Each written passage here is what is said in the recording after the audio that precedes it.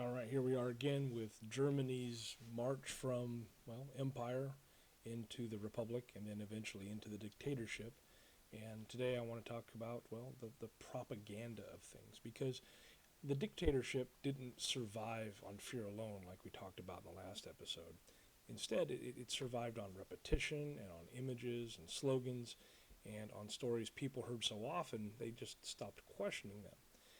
And this is how the control became normal. Now, once in power, the Nazi state moved fast to control information. We talked about this last time. Newspapers were censored. Any opposition was, the voices, they disappeared. Radio broadcasts were tightly regulated. And people didn't hear a lot of viewpoints anymore. They heard one. And when one message is everywhere, it really starts to feel like the truth. Now, propaganda wasn't hidden. It was a constant presence. There were posters in the streets, speeches in public squares, there were messages in the classrooms, you had films and you had music. And the goal wasn't persuasion through logic, it was emotional repetition. Pride, fear, belonging, blame, and over time, propaganda stopped feeling political. It just felt normal. Now, control also requires enemies, and the state blamed the problems on political opponents, minority groups, anyone labeled un-German, and these groups were portrayed as dangerous and disloyal or corrupt.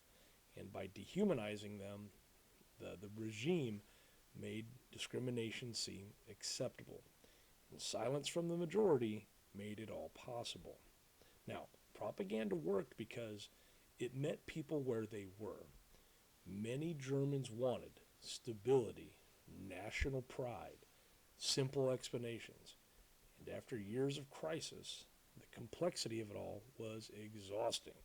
And so propaganda offered a feeling of certainty. And once people accepted the story, they began to defend it themselves. Now, control doesn't always come from force. Sometimes it comes from stories told so often that they replace reality. And by the time propaganda shaped how people thought, the hardest part of dictatorship was already done. In the next episode, I want to talk about resistance and conformity and the choices that ordinary people faced. Thanks for watching.